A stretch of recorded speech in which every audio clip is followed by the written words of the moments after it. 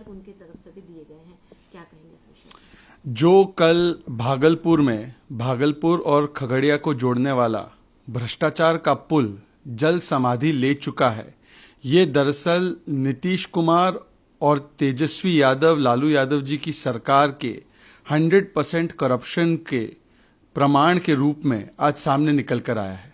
यदि एक पुल जिसके निर्माण कार्य को लगभग 9 वर्ष लग चुके हैं, बार बार उसका कॉस्ट और उसके बनने की अवधि बढ़ती जा रही है, इतने घटिया तरीके से उसको बनाया गया है जिससे कि एक नहीं 2-2 बार वो पुल ढह जाता है, कभी आंधी से ढह जाता है, कभी ऐसे ही खड़े खड़े गिर जाता है।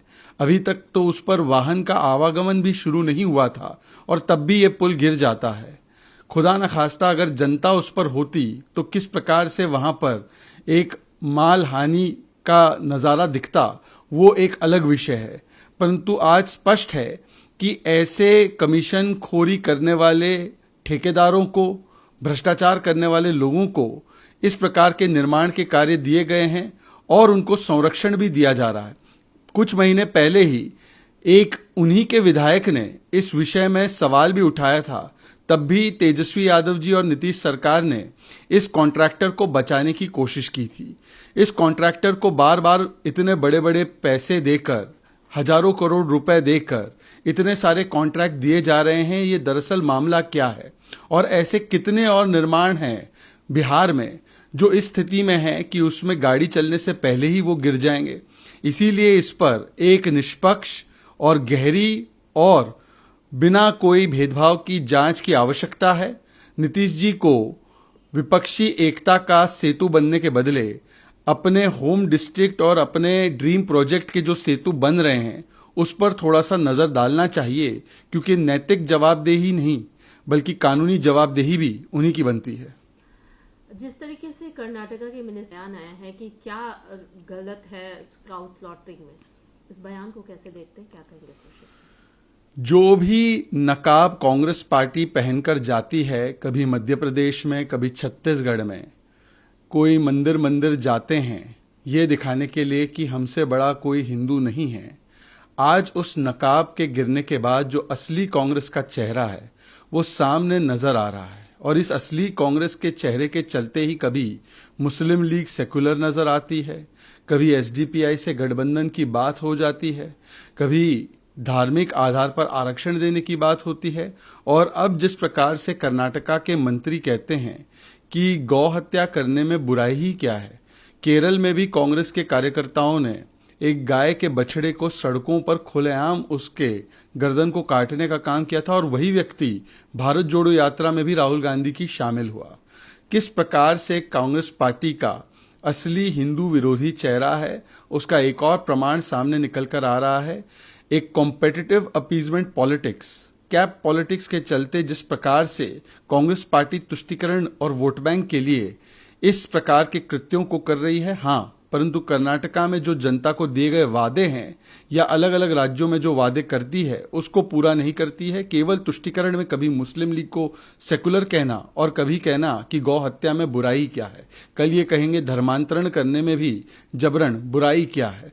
तो मुझे लगता है कि आज कांग्रेस का असली चेहरा सामने निकल कर आ गया।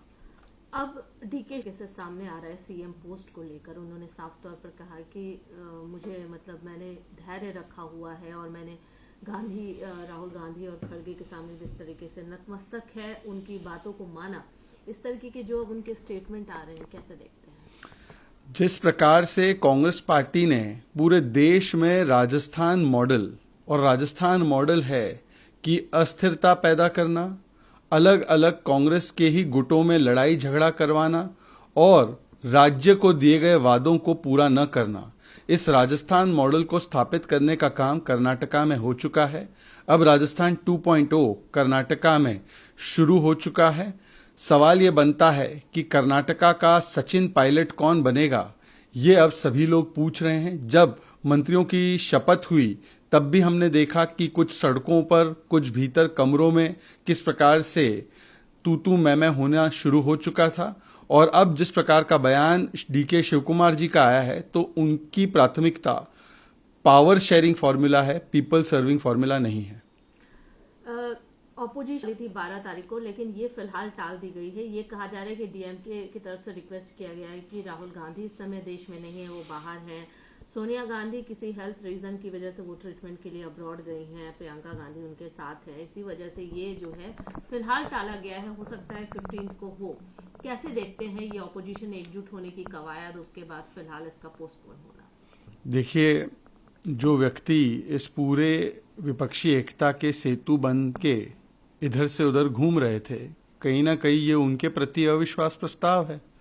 यदि कोई कहता है कि आपसे काम नहीं हो पाएगा और जो विदेश भ्रमण पर गए हैं उन्हीं के आने के बाद इस पर कोई चर्चा हो सकती है, तो मुझे लगता है कि बिहार में तो पहले ही लोगों ने अविश्वास प्रकट कर दिया है उनके खिलाफ, और आज देश भर से उन्हीं के वैचारिक साथी भी यदि अविश्वास प्रस्ताव प्रकट करते हैं तो उनको सोचना है कि उन्हें विपक्षी एकता के सेतु पर ध्यान देना है या अपने प्रदेश में गिरते हुए सेतुओं पर ध्यान देना है। सवाल ये भी बनता है कि इन तथाकथित विपक्षी एकता करने वाले लोगों का मूल आधार क्या है।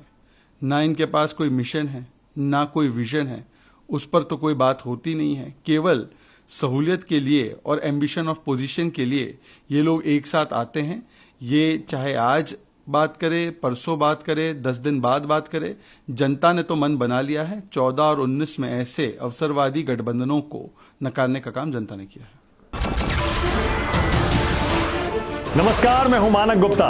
अगर आपको हमारा ये वीडियो पसंद आया हो तो इसे लाइक और शेयर जरूर करें, और हां, हमें सब्सक्राइब और फॉलो करना ना भूलें ताकि आप देश और दुनिया की कोई खबर मिस ना करें। तो जुड़े रहिए हमारे साथ और देखते रहिए न्यूज़ 24।